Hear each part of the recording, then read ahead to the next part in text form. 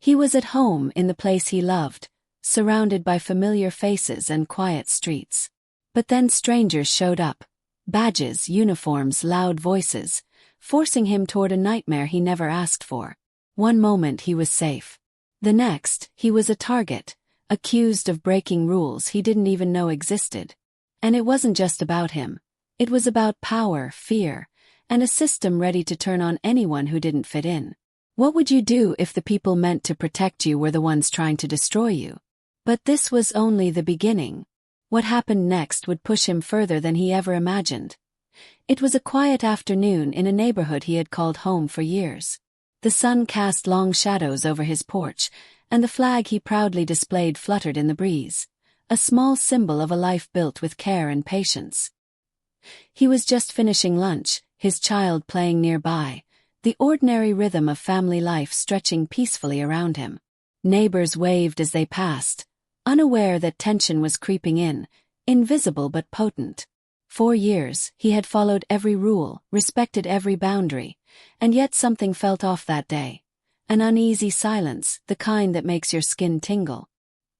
He didn't know it yet, but the rules themselves were about to be weaponized, and those who claimed authority were ready to cross every line. The calm he had known was about to shatter, and what began as routine neighborhood scrutiny would escalate into something far more dangerous. And as the front gate creaked open, he had no idea just how quickly his life, and his sense of safety, would be tested. The quiet of his home shattered without warning. Doors banged, voices boomed, and heavy footsteps echoed through the driveway.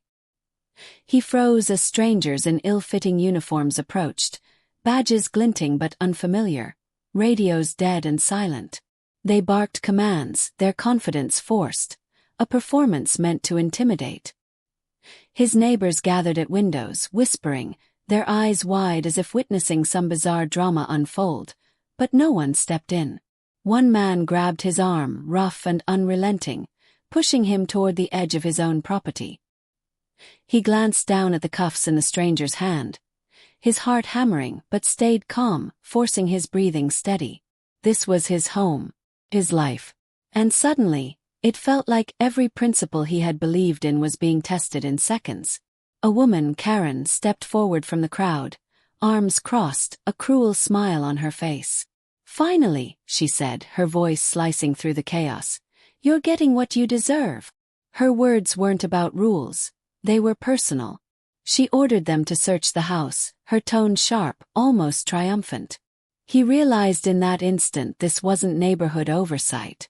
This was a calculated attack, rooted in power, fear, and prejudice. He forced himself to focus. His eyes flicked to the security cameras, blinking red above the porch, a silent witness to the unfolding injustice. The men hesitated, but Karen's presence made them act with misplaced authority. Commands flew, accusations were hurled, and every word, every motion, felt designed to strip him of dignity and control. He could feel the tension in the air, a mix of fear and simmering anger. Yet in that chaos, he noticed the cracks, the fake badges, the dead radios, the uncertain glances exchanged. These were not real officers. The charade was thin, brittle. And with that small realization, a spark of hope flared inside him. The strangers might have the appearance of power, but they were not untouchable. He felt the weight of injustice pressing on him, each second stretching longer than the last. His neighbors watched, trapped between fascination and fear, their eyes reflecting the question that hung in the air. How could anyone be so brazen, so cruel, in a community built on trust? He clenched his fists, steadying himself, ready for what would come next. Because at that moment, he knew this confrontation was only the beginning. The lines had been crossed, and nothing would be the same again. What seemed like a routine harassment had escalated into a dangerous game of intimidation, and he was about to respond in ways no one saw coming. But as Karen barked another order, pointing and shouting, and the men closed in again, he realized the rules were about to change. And what he did next would turn the entire situation upside down.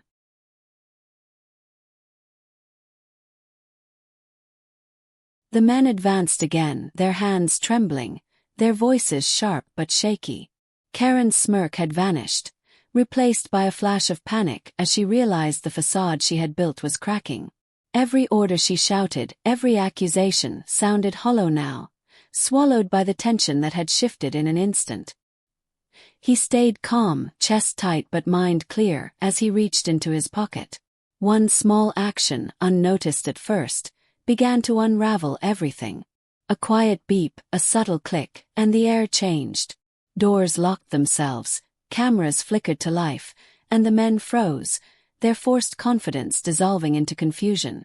Karen's eyes widened, a pale shadow of fear creeping across her face. "This isn't what you expected," he said, voice steady, almost casual. "Check your phones."